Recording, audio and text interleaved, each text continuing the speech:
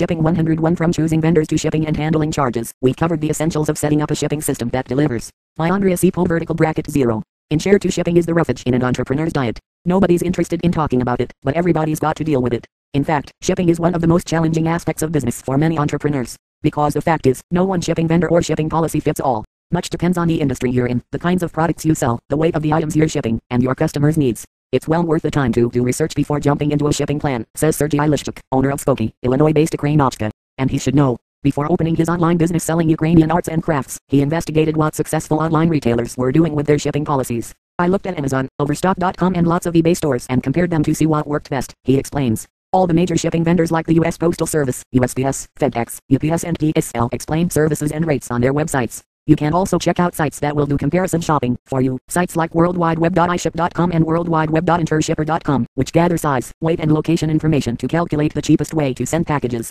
These sites are a good place to start, but don't stop there. Shipping vendors also have representatives who will meet with business owners to review their needs and explain options. Arrange meetings with the reps and find out just what options are available. There may be things you didn't know about that will work well for your business, suggests Ramon Ray, founder of SmallBizTechnology.com, a business and technology consulting firm in New York City. A lot of small businesses think they aren't large enough to negotiate rates with the shipping services, but they can. Open an account, get a rep and talk about options, advises Rhonda Abrams, a small business columnist and president of her own small business, The Planning Shop in Palo Alto, California, a provider of business planning books and CD-ROMs. You can negotiate discounts that you won't find out about if you just call their 800 numbers. And don't limit your questions to expense. Also ask about specific services. Does your vendor offer morning pickups? How much paperwork is involved? Are there easy tracking measures? Your choice of vendor should depend heavily upon the needs of your business. Small Dog Electronics, a computer retailer, is located far from a post office in rural Waitsfield, Vermont. To use the U.S. Postal Service, I have to pull someone off a job to drive about 10 miles to the post office and wait in line, says co-founder Don Mayer. I lose time and money, so we discourage customers from choosing that option.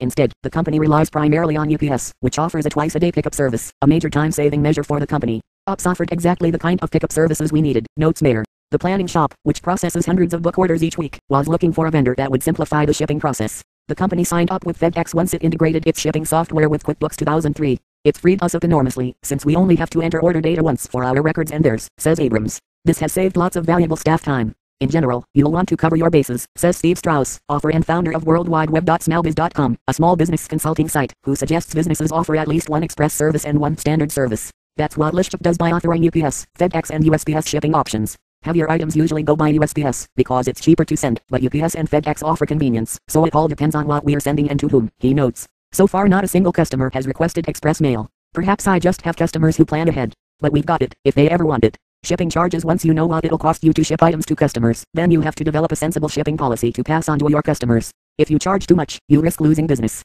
In fact, 63% of consumers surveyed by Jupiter Media Matrix Incorporated cited excessive shipping costs as the reason they canceled a purchase. Retailers looking to make big profits on shipping stand to lose business. Shipping shouldn't be a profit center, or customers will resent it, warns Strauss. True. But on the other hand, if you don't charge enough, you may well lose money. Jupiter found that of the companies it surveyed, 45% make money on shipping fees, 45% lose money, and 10% break even. Breaking even may be the best way for retailers to keep a good relationship with customers. Small Dog Electronics, which has a brick-and-mortar store as well as online business, has developed its shipping policy over the past 8 years. We do not make money off the customer on shipping. We charge them exactly what it costs us to ship, Mayer says. Padding shipping charges to make a little extra profit might sound like a good idea at first, but in the long run, it can hurt you. Customers find that a major turn-off, warns Ray. Doing the right thing by customers and keeping costs contained goes a long way to building a strong and loyal customer base. In this competitive environment, where there's very little customer loyalty, things like shipping matters, small business consultant Strauss says. Look at it this way, if you don't have a store location, you're saving on rent and employees. Eat the shipping. It's a small cost to you, and customers will respond.